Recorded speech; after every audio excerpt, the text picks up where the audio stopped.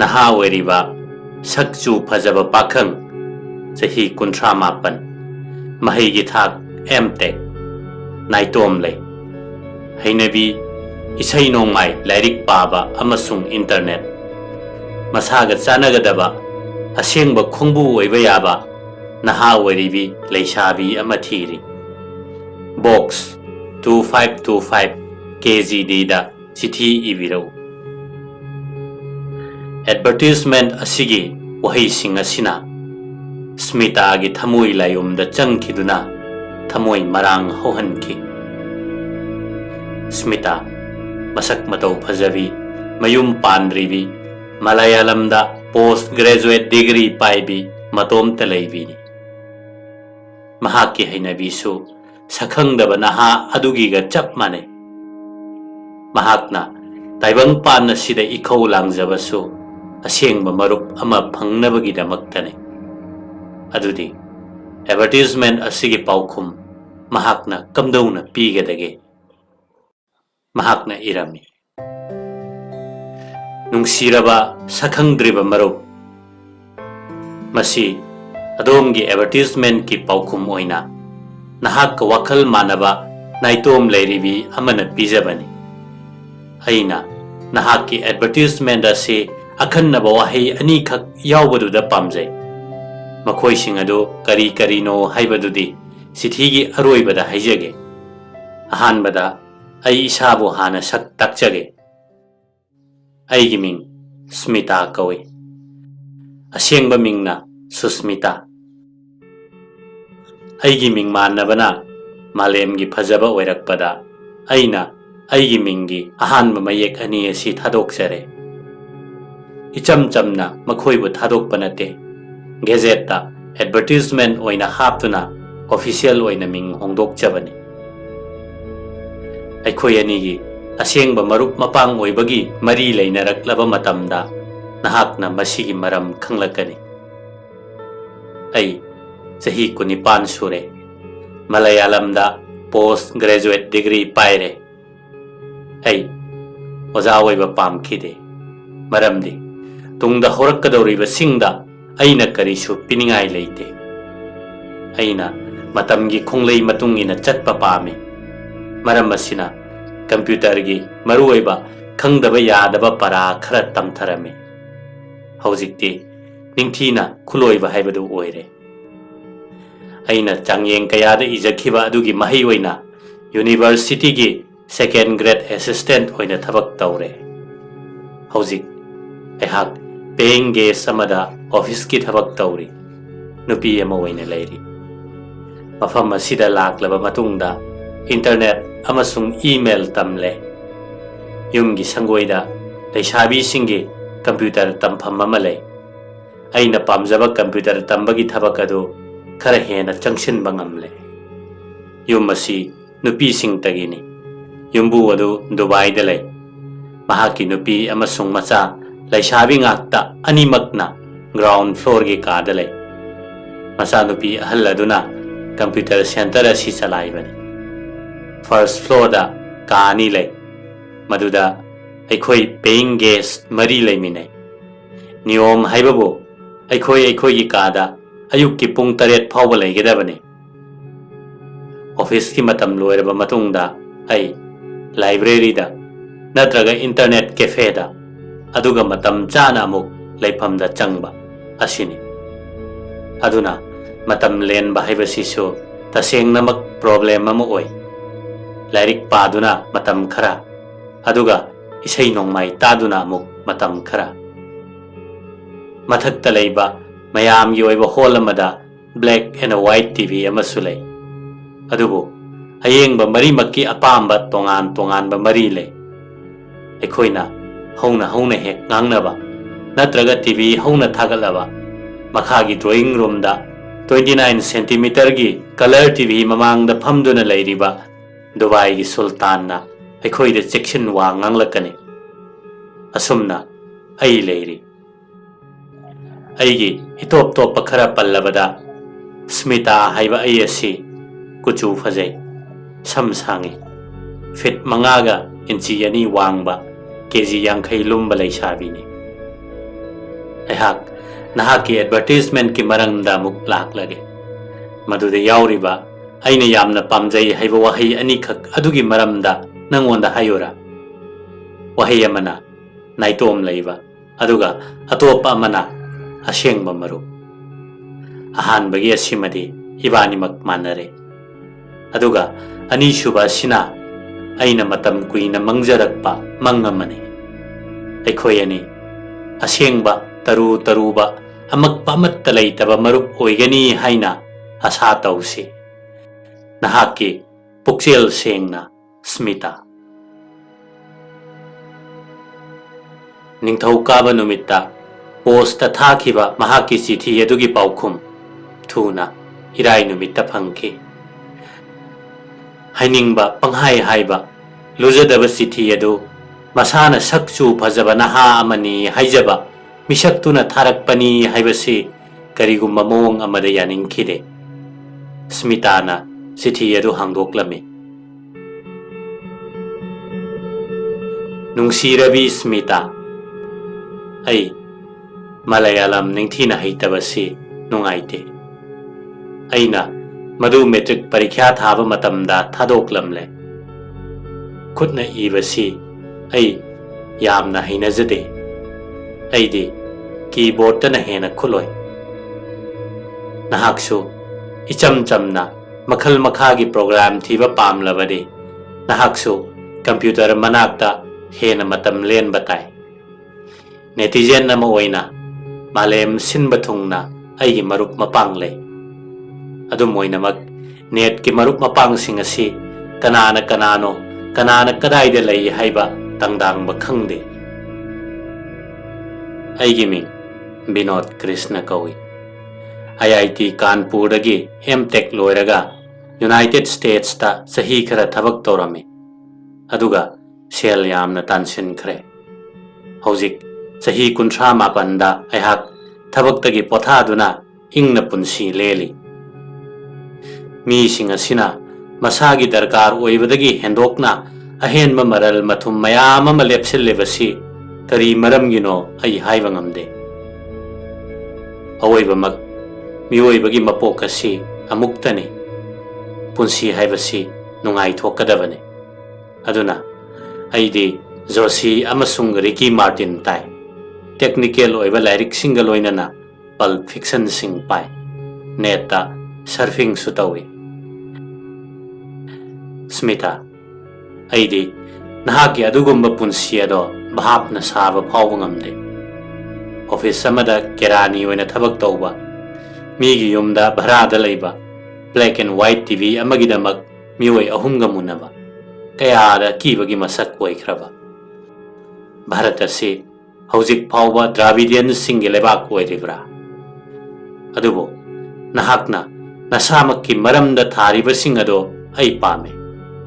ꯃꯍꯧꯁꯥꯅ ꯚꯥꯔꯠꯀꯤ ꯂꯩꯁꯥꯕꯤꯁꯤꯡ ꯑꯁꯤ ꯑꯍꯥꯟꯕ ꯆꯤꯊꯤꯃꯛꯇꯗ ꯃꯈꯣꯏꯅ ꯃꯁꯥꯒꯤ ꯃꯔꯝꯗ ꯐꯣꯡꯗꯣꯛꯅꯗꯦ꯫ ꯃꯈꯣꯏꯗ ꯍꯪꯉꯛꯄ ꯉꯥꯏꯗꯨꯅ ꯂꯩꯅꯩ꯫ ꯀꯩꯗꯧꯅꯨꯡꯗꯁꯨ ꯃꯈꯣꯏꯒꯤ ꯃꯔꯦꯞ, ꯑꯔꯨꯝꯕ ꯅꯠꯇ꯭ꯔꯒ ꯃꯁꯝꯒꯤ ꯑꯁꯥꯡꯕ ꯍꯥꯏꯗꯣꯛꯅꯗꯦ꯫ ꯅꯍꯥꯛ ꯑꯁꯦ ꯅꯥꯄꯜꯅ ꯃꯌꯥꯏ ꯀꯥꯔꯕ ꯑꯃꯗꯤ ꯑꯩ ꯃꯉꯥꯏꯔꯦ ꯍꯥꯏꯅ ꯈꯟꯖꯕ ꯃꯤꯁꯛ ꯑꯃ ꯑꯣꯏꯅ ꯅꯍꯥꯛꯀꯤ ꯆꯤꯊꯤꯗ ꯃꯃꯤ ꯇꯥꯏ꯫ ꯑꯣꯐꯤꯁꯤꯌꯦꯜ ꯑꯣꯏꯅ ꯅꯃꯤꯡ ꯍꯣꯡꯗꯣꯛꯄ, ꯃꯗꯨꯒꯤ ꯃꯔꯝꯗꯁꯨ ꯍꯥꯏꯗꯣꯛꯇꯕ ꯄꯨꯝꯅꯃꯛ ꯑꯁꯤꯅ ꯅꯍꯥꯛꯀꯤ ꯑꯩ ꯃꯉꯥꯏꯔꯦ ꯍꯥꯏꯕ ꯋꯥꯈꯜ ꯑꯗꯨ ꯇꯥꯛꯏ꯫ ꯁ꯭ꯃꯤꯇꯥꯒꯤ ꯃꯑꯣꯡꯗ ꯑꯩ ꯏꯁꯥꯃꯛ ꯁꯛ ꯇꯥꯛꯆꯒꯦ꯫ ꯑꯩ ꯐꯤꯠ 6 ꯋꯥꯡꯈꯤ, ꯑꯗꯨꯕꯨ ꯍꯟꯗꯛꯇ ꯏꯀꯨꯏ ꯀꯨꯏꯗꯅ ꯑꯩꯒꯤ ꯑꯋꯥꯡꯕ ꯑꯣꯟꯕꯗꯤ ꯅꯠꯇꯦ꯫ ꯑꯩꯒꯤ ꯑꯔꯨꯝꯕ KG 70ꯅꯤ꯫ ꯁꯝ ꯈꯣꯏ, ꯐ꯭ꯔꯦꯟꯁꯀꯤ ꯀꯣꯏ ꯈꯨꯈꯥꯛꯅꯤ, ꯀꯨꯂꯩ ꯀꯨꯆꯨꯅꯤ꯫ ꯃꯁꯤꯅ ꯌꯥꯔꯕ꯭ꯔꯥ? ꯀꯔꯤ ꯍꯦꯟꯅ ꯑꯃꯨꯛ ꯅꯍꯥꯛ ꯈꯪꯕ ꯄꯥꯝꯂꯤꯕꯒꯦ? ꯅꯍꯥꯛꯅ ꯄꯥꯝꯕ ꯏꯁꯩ ꯅꯣꯡꯃꯥꯏ, ꯈꯣꯏꯗꯥꯕ ꯑꯏꯕꯁꯤꯡ, ꯑꯗꯨꯒ ꯀꯝꯄ꯭ꯌꯨꯇꯔꯗ ꯌꯦꯡꯅꯤꯡꯕ ꯁꯥꯏꯠꯁꯤꯡ ꯑꯩꯉꯣꯟꯗ ꯏꯔꯧ꯫ ꯑꯩ ꯌꯥꯍꯨ ꯆꯦꯠ ꯔꯨꯝꯗ ꯑꯩꯒꯤ ꯃꯔꯨꯞ ꯑꯃꯒ ꯍꯥꯏꯅꯈꯤꯕ ꯂꯩꯕ ꯃꯔꯝꯅ ꯆꯠꯄ ꯇꯥꯔꯦ꯫ ꯆꯤꯊꯤꯒꯤ ꯑꯔꯣꯏꯕ ꯁꯔꯨꯛꯇ ꯑꯩꯒꯤ ꯏꯃꯦꯜ ꯑꯦꯗ꯭ꯔꯦꯁ ꯃꯌꯥꯝ ꯃꯔꯛꯇꯒꯤ ꯑꯃꯈꯛ ꯅꯪꯉꯣꯟꯗ ꯄꯤꯒꯦ꯫ ꯅꯍꯥꯛꯅ ꯃꯗꯨ ꯁꯤꯖꯤꯟꯅꯔꯕꯗꯤ ꯑꯩꯈꯣꯏ ꯃꯇꯝ ꯌꯥꯝꯅ ꯃꯥꯡꯍꯟꯗꯕ ꯌꯥꯒꯅꯤ꯫ ꯌꯥꯔꯦꯀꯣ? ꯅꯍꯥꯛꯀꯤ ꯃꯔꯨꯞ Vinod. Chithi adu paba matamda Smita gi mitta asawbagi mami mayek laba hengalakhi. Napal amasung ai mangaire haiba wahi sing asi mahaki imung manunggi mi singna mangonda yamna toina sisinaba ngaktani. Wahi sing asi mahaki imung manunggi nattaba atopa kanagummana mangonda hairaklabadi mahak yamna sauki. Binod Krishna hairiba misak asi mamingta oina sakchu phajabani. Wakhal laina naba misak ama oiramgani haina mapukningda phauki. Natragabu mahakna masak amukta phaubu unadriba laisabi amada asumna karamna iba ngamgadoribano. Mahakna iribaduga hek chanana paukhum pige haina warep lauraduna mahaki email address adu minungsi yaudana hundokraga che machet amada irami. Sri Binod Krishna ji Davidra Navayani amagi nolukpa yaipamangol gi wahi khara si laubiyo. Nahakna Malayalam ningthina khangdabagum aishu Ingrezi ningthina khangde. Nahakna computer gi keyboard ta hena pame aduga aina khudna ibana hena pamjai. Aigidi email address mayam ama leijade ama khaktang leije madu nangonda harauna pijage. Nangna aingonda irakpa matamda madu sijinabiyo. Adubu nahaki paukhumdi khudna iba oina snail mail da phangani. Nahakna khanglibadu mangai ai mangaire haina khanjaba miyoi singa se mangak sukkalli. Aina masi launaba hotnaba matamda email ID da ayase kaya yamna haithana leiram khrabano haibasi khangki. Aigi ID di Smita 1038 ni. Aihak 1037 Smita singi matungda leibatai. Kanagumba aibu sak udriba lamlanba amana aibu napal tauba amasung ai mangaire khanba amani haina mioi lising amaga contract ki matungda ming leiba aibu haibiba si nokning khraba phagi amanatra. Ha ai lankhre.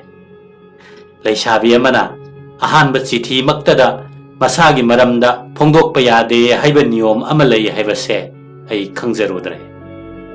Malem sinba thungna aigidi marup leijadabane maram asina asiguma niyom ase khangjadabane. Aigi marup mapang yamna leijade adubo nahakka manadana aidi aigi marup kana kanano amadi makhoi kadaida leibage haiba khangi. Aigi chithida napal amadi ai mangaire haiba wakhalgi mami tai aduga nahakti nasagi maramda phongdokpa pamjade haina nahakna ingit hoina phongdokhi. Nahaki advertisement yaukhiba wahi sing adugi matangda adomgi pukning chingsinjaba yagadra. Pakhang sakchu ningthijaba mtech naitomle asina chingba sibu isagi maramda phongdokjaba natra. Asengba marup sananabagi damaktadi aroibagi asinatana atai matik magun sing asi darkar oidre. Adomgi chithi yauriba malem sinba thungna marup mapangle sel yamna tansele sahi kunthra mapanda thabaktagi pothaduna ingna punsi lele wahi sing asi yengbiu. Aduga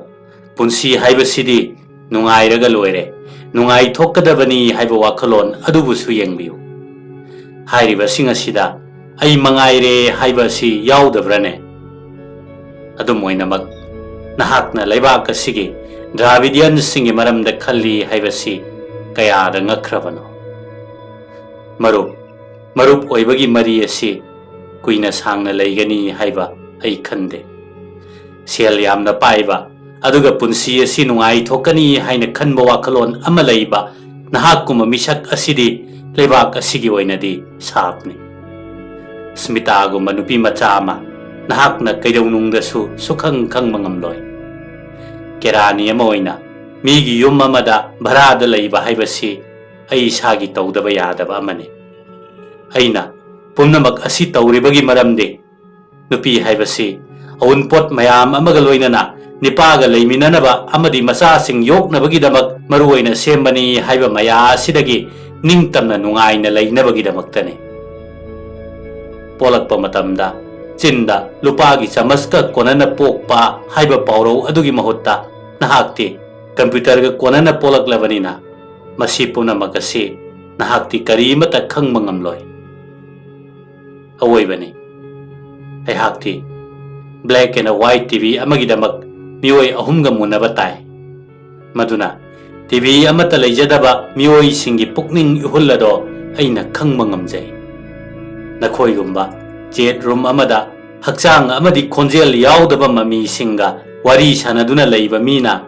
E ꯑꯃꯗꯤ ꯂꯨ ꯇꯣꯡꯅ ꯁꯥꯕ ꯃꯤꯑꯣꯏꯕꯒꯤ ꯑꯋꯥ ꯑꯅꯥꯒꯤ ꯃꯔꯝꯗ ꯈꯪꯕ ꯉꯝꯒꯗ꯭ꯔꯥ? ꯑꯩ ꯃꯈꯥ ꯇꯥꯅ ꯏꯕ ꯄꯥꯝꯖꯗ꯭ꯔꯦ, ꯑꯩꯕꯨ ꯉꯥꯛꯄꯤꯌꯨ꯫ ꯄꯨꯛꯆꯦꯜ ꯁꯦꯡꯂꯕꯤ ꯁ꯭ꯃꯤꯇꯥ꯫ ꯆꯤꯊꯤ ꯑꯗꯨ ꯄꯣꯁꯇ ꯊꯥꯗꯔꯝꯂꯒ ꯁ꯭ꯃꯤꯇꯥ ꯃꯍꯥꯛꯀꯤ ꯄꯣꯛꯅꯐꯝ ꯃꯌꯨꯝ ꯌꯧꯒꯗꯕ ꯑꯍꯥꯟꯕ ꯕꯁ ꯑꯃꯗ ꯇꯣꯡꯗꯨꯅ ꯆꯠꯈꯤ꯫ ꯃꯐꯝ ꯑꯗꯨꯗ ꯃꯍꯧꯁꯥꯒꯨꯝꯅ ꯃꯍꯥꯛꯀꯤ ꯂꯨꯍꯣꯡ ꯈꯣꯡꯗꯣꯡꯕꯒꯤ ꯋꯥ ꯍꯧꯗꯣꯛꯄꯒꯤꯗꯃꯛ ꯃꯃꯥꯗ ꯆꯩ ꯊꯥꯡꯕ, ꯃꯄꯥꯒ ꯗꯤꯜꯂꯤꯒꯤ ꯔꯥꯖꯅꯤꯇꯤꯒꯤ ꯃꯇꯥꯡꯗ ꯈꯟꯅ ꯅꯩꯅꯕ, ꯃꯇꯝ ꯑꯃꯗ ꯃꯍꯥꯛꯀꯤ ꯃꯧꯄ꯭ꯋꯥꯅ ꯑꯣꯠꯄꯤ ꯅꯩꯕꯤꯈꯤꯕ, ꯍꯧꯖꯤꯛꯅ ꯃꯐꯝ ꯈꯨꯗꯤꯡꯃꯛꯇ ꯃꯇꯨꯡ ꯀꯣꯏꯅ ꯏꯟꯅꯗꯨꯅ ꯂꯩꯔꯤꯕꯤ ꯂꯩꯁꯥꯕꯤ ꯑꯗꯨꯒꯤ ꯃꯔꯝꯗ ꯃꯧꯄ꯭ꯋꯥꯕꯨ ꯁꯥꯎꯍꯟꯕꯅꯆꯤꯡꯕ ꯇꯧꯗꯨꯅ ꯂꯩꯈꯤ꯫ ꯅꯤꯡꯊꯧꯀꯥꯕꯒꯤ ꯑꯌꯨꯛꯇ ꯃꯃꯥꯅ ꯃꯉꯣꯟꯗ ꯆꯠꯈꯤꯔꯣꯏꯗ꯭ꯔꯥ ꯍꯥꯏꯔꯨꯕꯒꯤꯗꯃꯛ ꯃꯃꯥꯗ ꯁꯥꯎꯗꯨꯅ ꯆꯩꯔꯝꯃꯤ꯫ ꯅꯨꯃꯤꯠ ꯆꯨꯞꯄ ꯑꯃ ꯃꯍꯥꯛꯀꯤ ꯋꯥꯈꯜꯗ ꯐꯤꯠ 6 ꯋꯥꯡꯕ ꯀꯦꯖꯤ 60 ꯂꯨꯝꯕ ꯅꯍꯥ ꯑꯣꯏꯔꯤꯕ ꯅꯨꯄꯥ ꯑꯗꯨꯒ ꯊꯥꯗꯣꯛꯇꯕ ꯌꯥꯗꯅ ꯂꯩꯈꯤ꯫ ꯑꯁꯥꯎꯕꯒꯤ ꯃꯩꯁꯥ ꯄꯨꯝꯅꯃꯛ ꯃꯉꯣꯟꯗ ꯍꯩꯊꯔꯗꯨꯅ ꯌꯨꯕꯤ ꯄꯥꯝꯕꯤ ꯑꯗꯨꯒꯤ ꯑꯀꯣꯏꯕꯗ ꯀꯣꯏꯆꯠ ꯆꯠꯇꯨꯅ ꯂꯩꯈꯤ꯫ ꯂꯩꯕꯥꯛ ꯄꯣꯛꯄ ꯅꯨꯃꯤꯠꯇ ꯃꯍꯥꯛ ꯃꯌꯨꯝ ꯊꯥꯗꯣꯔꯛꯈꯤ꯫ ꯃꯍꯧꯁꯥꯗꯒꯤ ꯑꯣꯐꯤꯁ ꯃꯇꯝ ꯂꯣꯏꯔꯕ ꯃꯇꯨꯡꯗ ꯂꯥꯛꯄ ꯃꯍꯥꯛꯅ ꯑꯌꯨꯛꯇ ꯂꯥꯛꯄ ꯎꯕꯗ ꯉꯛꯂꯕꯁꯨ ꯏꯟꯇꯔꯅꯦꯠ ꯀꯦꯐꯦꯒꯤ ꯃꯦꯅꯦꯖꯔ ꯑꯗꯨꯅ ꯌꯥꯝꯅ ꯍꯩꯁꯤꯡꯅ ꯇꯨꯃꯤꯟꯅ ꯂꯩꯈꯤ꯫ ꯃꯍꯥꯛꯀꯤ ꯆꯤꯊꯤ ꯎꯄꯨꯗ ꯆꯤꯊꯤ ꯑꯃ ꯌꯥꯎꯔꯝꯃꯤ꯫ ꯅꯨꯡꯁꯤꯔꯕꯤ ꯁ꯭ꯃꯤꯇꯥ, ꯁ꯭ꯅꯦꯜ ꯃꯦꯜꯗ ꯊꯥꯔꯛꯄ ꯅꯍꯥꯛꯀꯤ ꯆꯤꯊꯤ ꯑꯁꯤ ꯐꯪꯕ ꯄꯨꯡꯈꯥꯏꯃꯨꯛꯇ ꯉꯥꯏꯔꯤ꯫ ꯅꯍꯥꯛ ꯑꯁꯤ ꯀꯔꯝꯕ ꯂꯩꯁꯥꯕꯤ ꯑꯣꯏꯔꯤꯒꯕ? ꯑꯍꯥꯟꯕ ꯆꯤꯊꯤꯗ ꯅꯍꯥꯛꯀꯤ ꯑꯩ ꯃꯉꯥꯏꯔꯦ ꯍꯥꯏꯕ ꯅꯥꯄꯜ ꯑꯗꯨꯃꯈꯛ ꯈꯪꯕ ꯉꯝꯈꯤ꯫ ꯆꯤꯊꯤ ꯑꯁꯤꯅ ꯑꯩꯕꯨ ꯃꯤꯍꯧꯍꯜꯂꯤ, ꯅꯉꯣꯟꯗ ꯀꯂꯛ ꯃꯤꯍꯧꯅꯤꯡꯉꯥꯏ ꯑꯣꯏꯕ ꯒꯨꯟ ꯆꯦꯜꯂꯤ ꯍꯥꯏꯖꯔꯤ꯫ ꯅꯍꯥꯛꯄꯨ ꯃꯗꯨꯃꯛ ꯑꯣꯏꯕ꯭ꯔꯅꯦ? ꯅꯍꯥꯛꯅ ꯑꯁꯨꯛ ꯌꯥꯝꯅ ꯊꯥꯞꯅ ꯂꯩꯈ꯭ꯔꯕ, ꯅꯉꯣꯟꯗ ꯀꯔꯤꯒꯨꯝꯕ ꯑꯀꯥꯏꯕ ꯑꯃꯠꯇ ꯇꯧꯈꯤꯗ꯭ꯔꯤꯕ, ꯂꯥꯏꯔꯤꯛ, ꯀꯦꯁꯦꯠ ꯑꯃꯁꯨꯡ ꯏꯟꯇꯔꯅꯦꯠꯇ ꯃꯇꯝ ꯂꯦꯟꯗꯨꯅ ꯂꯩꯖꯕ ꯑꯃꯗ ꯀꯔꯤꯒꯤꯗꯃꯛꯇ ꯁꯥꯎꯒꯗꯧꯔꯤꯕꯅꯣ? ꯇꯧꯕꯕꯨꯗꯤ ꯑꯇꯣꯞꯄꯒꯤ ꯋꯥꯗ ꯈꯥꯡꯕ ꯉꯝꯖꯗꯕꯤ ꯑꯃ ꯑꯣꯏꯔꯝꯕ ꯌꯥꯏ꯫ ꯅꯍꯥꯛꯀꯤꯗꯃꯛꯇꯗꯤ ꯁꯥꯍꯤꯇ꯭ꯌ ꯇꯝꯕ ꯂꯣꯏꯔꯒ ꯐꯥꯏꯜ ꯋꯥꯝ ꯑꯃ ꯑꯣꯏꯅ ꯍꯤꯡꯅꯕ ꯍꯣꯠꯅꯕ ꯇꯥꯏ꯫ ꯄꯨꯟꯁꯤꯒꯤ ꯏꯇꯣꯞ ꯇꯣꯞꯄ ꯃꯍꯥꯎ ꯑꯃꯒ ꯂꯣꯏꯅꯅ ꯂꯦꯜꯂꯤꯕ ꯑꯩꯒꯨꯝꯕ ꯑꯃꯗ ꯃꯤꯍꯧꯅꯤꯡꯉꯥꯏ ꯃꯔꯝ ꯀꯔꯤꯃꯠꯇ ꯂꯩꯇꯦ ꯍꯥꯏꯕꯁꯤ ꯑꯩ ꯅꯉꯣꯟꯗ ꯍꯥꯏꯒꯦ꯫ ꯑꯗꯨꯝ ꯑꯣꯏꯅꯃꯛ ꯃꯤꯑꯣꯏꯕꯗ ꯄꯤꯔꯤꯕ ꯄꯨꯟꯁꯤꯒꯤ ꯃꯍꯥꯎ ꯈꯨꯗꯤꯡꯃꯛꯀꯤ ꯃꯃꯜ ꯂꯩ ꯍꯥꯏꯕꯁꯤ ꯅꯍꯥꯛ ꯈꯪꯒꯗꯕꯅꯤ꯫ ꯅꯍꯥꯛꯅ ꯀꯝꯗꯧꯅ ꯁ꯭ꯃꯤꯇꯥ 1038 ꯐꯥꯎꯕ ꯑꯣꯏꯔꯛꯂꯤꯕꯅꯣ ꯍꯥꯏꯕ ꯑꯩ ꯉꯛꯏ꯫ ꯅꯍꯥꯛꯀꯤ ꯋꯥꯈꯜ ꯊꯦꯟꯕ ꯑꯗꯨꯅ ꯃꯔꯝ ꯑꯣꯏꯗꯨꯅ ꯅꯍꯥꯛꯇꯤ 1038 ꯁꯨꯕꯗ ꯂꯩꯕꯅ ꯃꯇꯤꯛ ꯆꯥꯕꯅꯤ꯫ ꯑꯩꯅ ꯅꯦꯠꯇ ꯀꯣꯏꯊꯤ ꯊꯤꯕꯒꯤ ꯊꯕꯛ ꯑꯁꯤ ꯇꯣꯛꯂꯕꯗꯤ ꯑꯩꯈꯣꯏꯒꯤ ꯂꯩꯕꯥꯛ ꯑꯁꯤ ꯀꯔꯝꯅ ꯀꯟꯕ ꯉꯝꯒꯅꯤ ꯍꯥꯏꯕꯗꯨ ꯑꯩꯉꯣꯟꯗ ꯍꯥꯏꯕꯤꯌꯨ꯫ ꯏꯁꯥꯒꯤ ꯃꯔꯝꯗ ꯍꯥꯏꯗꯣꯛꯄ ꯑꯁꯤꯒꯤ ꯃꯔꯝꯗ ꯅꯍꯥꯛꯅ ꯏꯔꯛꯈꯤ꯫ ꯑꯩ ꯏꯁꯥ ꯍꯥꯏꯕꯁꯤ ꯀꯔꯤꯅꯣ ꯈꯪꯒꯗꯕꯅꯤ ꯍꯥꯏꯕꯁꯦ ꯅꯍꯥꯛꯅ ꯃꯗꯨ ꯍꯥꯏꯗ꯭ꯔꯤꯉꯩꯒꯤ ꯃꯃꯥꯡꯗ ꯈꯟꯈꯤꯒꯗꯕꯅꯤ꯫ ꯑꯩꯒꯤ ꯑꯦꯗꯚꯔꯇꯤꯖꯃꯦꯟꯠ ꯑꯗꯨꯒꯤ ꯄꯥꯎꯈꯨꯝ ꯄꯤꯔꯛꯈꯤꯕ ꯏꯕꯦꯝ ꯃꯁꯤꯡ ꯄꯨꯝꯅꯃꯛ ꯑꯩꯒꯤ ꯑꯐꯕ ꯃꯔꯨꯞ ꯃꯄꯥꯡ ꯑꯣꯏꯅ ꯃꯔꯤ ꯁꯥꯒꯠꯈ꯭ꯔꯦ꯫ ꯑꯗꯣꯝ ꯈꯛꯇꯅꯤ ꯑꯩꯒꯤ ꯊꯃꯣꯏꯗ ꯆꯩꯅꯥ ꯄꯤꯈꯤꯕ꯫ ꯅꯍꯥꯛ ꯑꯁꯤ ꯃꯤꯅꯨꯡꯁꯤ ꯈꯪꯗꯕꯤ, ꯊꯃꯣꯏ ꯄꯥꯟꯗꯕꯤꯅꯤ ꯍꯥꯏꯕꯗ ꯀꯔꯤꯃꯠꯇ ꯆꯤꯡꯅꯗꯦ꯫ ꯂꯨ ꯇꯣꯡꯅ ꯁꯥꯕ ꯊꯃꯣꯏ ꯄꯥꯟꯕ ꯃꯤꯑꯣꯏ ꯑꯣꯏꯕꯤꯌꯨ꯫ ꯆꯨꯝꯃꯤ, ꯅꯍꯥꯛꯅ ꯑꯩꯍꯥꯛꯀ ꯃꯔꯝ ꯑꯃꯈꯛꯇꯗ ꯃꯣꯠ ꯃꯥꯟꯅꯩ, ꯍꯥꯏꯕꯗꯤ ꯑꯩꯈꯣꯏ ꯑꯅꯤꯒꯤ ꯃꯔꯤ ꯑꯁꯦ ꯃꯇꯝ ꯁꯥꯡꯅ ꯆꯠꯂꯣꯏ꯫ ꯅꯍꯥꯛꯀꯤ ꯄꯥꯎꯈꯨꯝ ꯉꯥꯏꯔꯤ, ꯕꯤꯅꯣꯗ꯫ ꯈꯪꯖꯤꯟꯕꯤꯌꯨ, ꯅꯍꯥꯛꯅ ꯄꯥꯝꯂꯕꯗꯤ ꯑꯩꯕꯨ ꯕꯤꯅꯨ ꯀꯧꯕ ꯌꯥꯏ꯫ anamba sithi aduga loinana cafe dagi thorakpada Smita gi masada omchaknaba maisha phauram mahak sithi ama iba tare natraga mahaki mapukningda hana semgat sagattuna leibasing adu cheda sithi ama oina sindokpa tare mahakna irami nungsiraba marup ai hakase haifam khangdaba akiba amadi tanikpa wakhal amana bor natraga sap oina naihat pirabi amani naitom leibi haibase aingondadi icham chamba romantic oiba wahi natte imana hek pokpadagi aingonda pukningi laitafam khangdaba amatta leikide aina khanjaba asengba taru taruba marup mapang oibagi mari haibadusu hek ahoba maktada amotpa anaiba isel amana hokre punsi haibasi aingondadi matam chuppada thaujal heikidraba ama oiramli aingonda karigumba khudong chaba natraga chanbiba amatta leite minungsi phawba leite misak ani gi marakta sangdamnaba yadaba khetnaba midyeng leibana matang aswaida aikhoi ani gi marup oibagi mari asi loiselasi malem pumbasi nahakidi chauraba wari watai safam kamanina nahak warauroi haiba ai khangi punsigi oina kainarasi Smita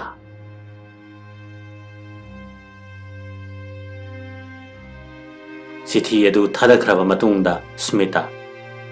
mahakpu kauthokhinaba amadi thamoigi chaina adu phathanaba hotnarami mahak internet cafe da chatpa tokle office ki ladies club ta yawbugi mahutta fried rice sem saba amasung chili chicken thong thakpa tamduna leire paw amasung akhanaba tv gi thoram kharadamak yenglamba mahakna tv mamangda pung kaya phamduna paring naina chathaba drama yenglaga charitra singgi maraiba ki maramda naina duna leiki adu phawbada mahakki mapukning lakshanba ngamlamde aduna mahak art of living haibasigi maramda maruoiba para khara tamba chatlage haina leplami madugidamak restarda mahakki ming chanba numit aduda khutna hathu hathu lunandana iba chithi ama mahakpu koithi thiraga yawraklame nungsirabi Smita handak maragasi nahak dak yengba khotpa tawkhidravra nahaki sithi upuda aigi sithi pikthana yawramgani nahakna aibu irai laina punsi chuppagi oina bidai piramlabasu aina nangbu kawba ngamkhide ai nangonda chithi iduna leiki ai namu matam chuppagi oina kawba ngamgani haibasi khande maramdi aigi thamoi sokhankhiba laisabi asi malem masida nahak khaktani aigi sithi pumnamak nahakna paukhum amatta pidana taramna lausinkhibada aigi wahaising aduna aingonda muk halaktuna hena thamoi sokhalle aduga nahak email kaidaunungda su yenglaktra male aingonda phawi aduna snail mail da tharakpani phare ai nangonda makha sangthana nahakna marup oiba pamdaba adu oinaba kaidaunungda hairaroi adubu nahak amuktang hanna computer da website www.binodkrishna.com yengbalau masi aina isamaki oina semjaba website ne madu yenglaba matungda aibu punsi chuppagi oina thado nahak pulakla roida Binod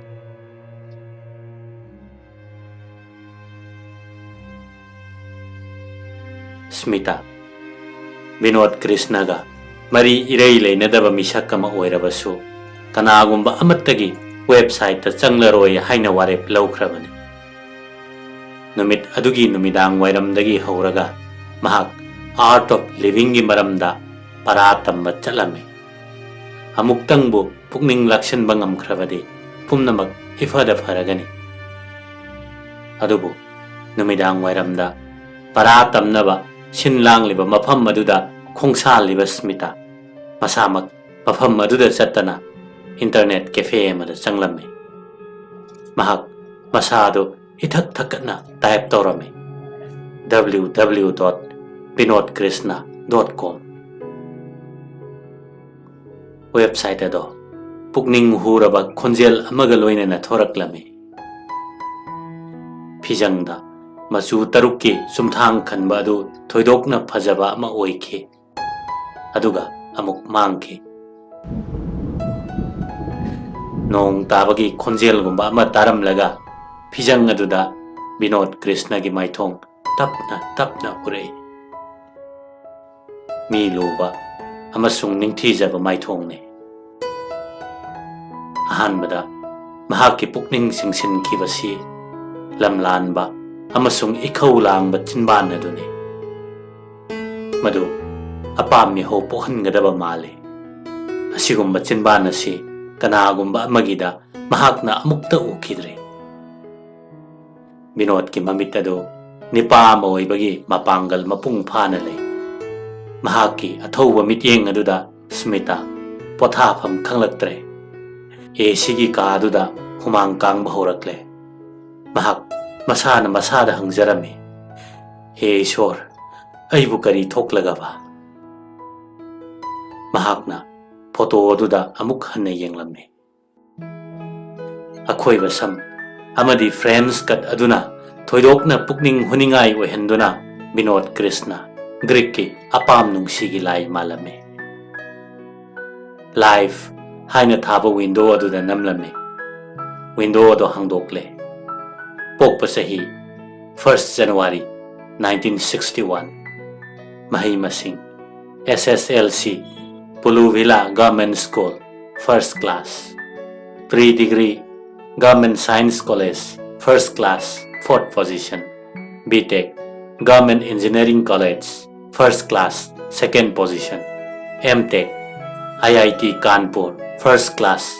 1st position research Caltech California research guide का मोट खेनबदगी लोइना तोकले स्मिता मखा पाथद्रे अदुबो मतोमता बिनोद की meeting लांग द थूननबा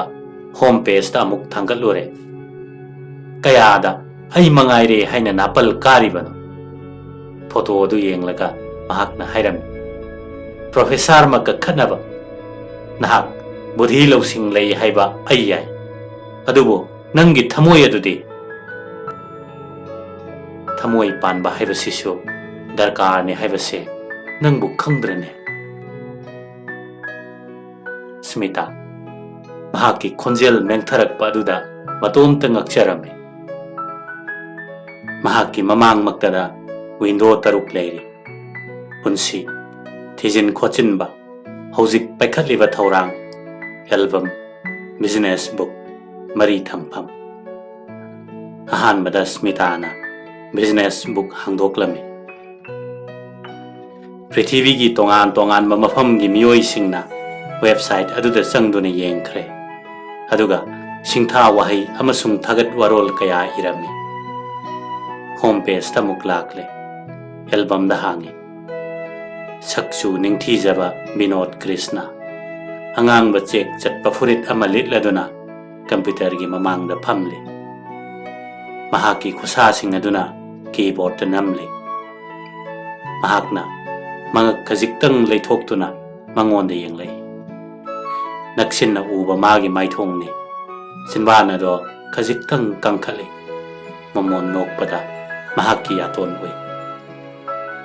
सदान बगुमना थौरबा मिटियेंग मतादुदा स्मिताबु अमुक हन्ना पोथा हलमदे महाकी अपिकपा खुसादुना येंगबा तोकनबा होनरमी अदुबु खुसादुना यामना हैना सिंगना अमुक लेथोक्तुना नमखी मथंगी पिक्चर अदो तपना डाउनलोड तौवे बिनोद कृष्ण की फोटो ने अचौब कागोक अमदा येक लाई अमगी ममांगदा फमदुना महाक लाइरिक पारी महाक फमली करीदनो अमदा करीदा Mahakki mamitmakna thajaba ngamdraduna Smita amukkasu hanna yengi. Awoibamakni Pinot Krishna kangkhong panba saukri amada phamli. Smita thamoi sokna khangprek khangna handoi. Aduga live haina thaba window aduda yengi. Masa pumnamak ado thak thak nik na pai. New York ki car accident amada phaigan makhada makhong animak kakre. Imung manung kanamata leite. Hainabi isay nongmay lairik paba amasung internet.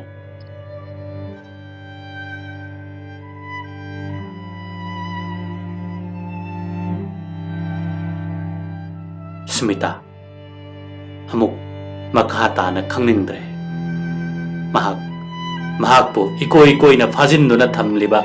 lang adudagi nanthok-tuna chenkhiba pamlami. Mahak bahap men tadana window adubu khumjinnaba mouse button nammi. Niklaba khusa aduna mouse aduda namlaba phawbada photo ado manghanba ngamdre. Pinot Krishna